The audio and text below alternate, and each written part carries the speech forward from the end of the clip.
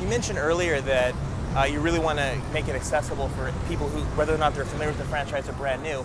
But if you are someone who's played every game in the franchise like I have, for instance, what is it you think you've done to make the game go up another level to really keep people feeling like there's something brand new? Well, I mean, in addition to the hover boots, which you can use anywhere in the levels that allow you to get go really quickly, there's a ton of variety in this game.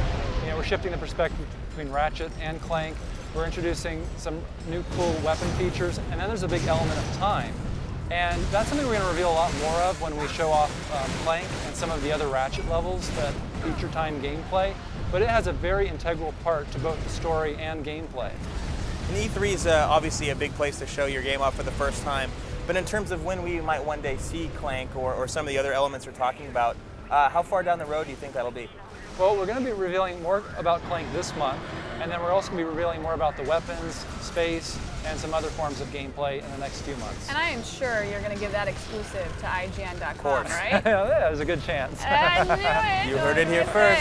Put him on the spot. That's right. Oh boy. Don't let him go till he gives it to us. You're forced to stay Yeah, here. so Ratchet also fights these really large enemies like the Hydra tanks that you can see here now. And the cool thing is we're bringing back some of the gadgetry from Quest for Booty, like the wrench, where you can pull off these fuses that will short circuit their heads, causing them to blow up. So it's kind of a mechanical Hydra? It is, yeah. It's a big three-headed Hydra, and the trick is you have to get his life down, and he'll try to recharge. And that's the moment where he's vulnerable. You can pull a fuse out and lose a head.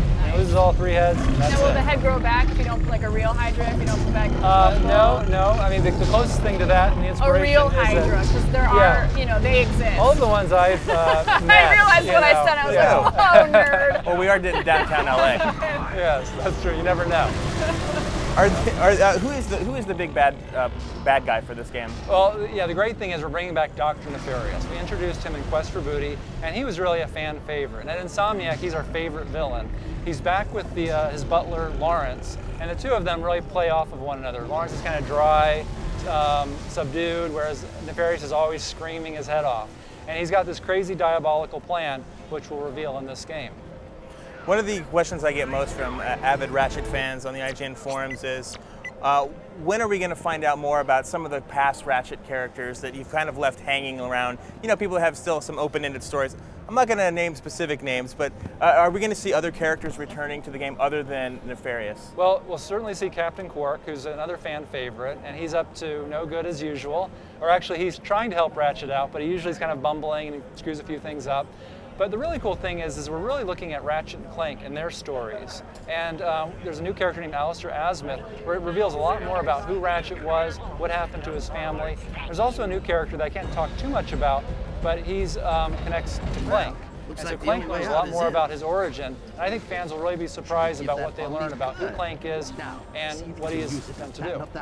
Is this going to wrap up the storyline? Is this a self-contained trilogy, or is it actually built so that it keeps going on after this? We're actually wrapping things up for this game. I think it's going to be a big surprise for fans, and also there's a good chance that Ratchet and Clank may split apart for good, but you'll have to play the game to find out. Wow.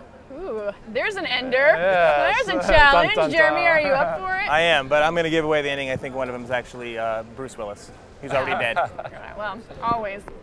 Okay, well, I guess that's a wrap. Is there anything you want to close out with that you didn't touch upon that maybe I can trick you into saying here on stage? Sure. I mean, I think the big thing is this game is huge. It's just as big as Tools of Destruction. It's got a lot of replay value, and it's coming out for the PlayStation 3 only this fall, 2009.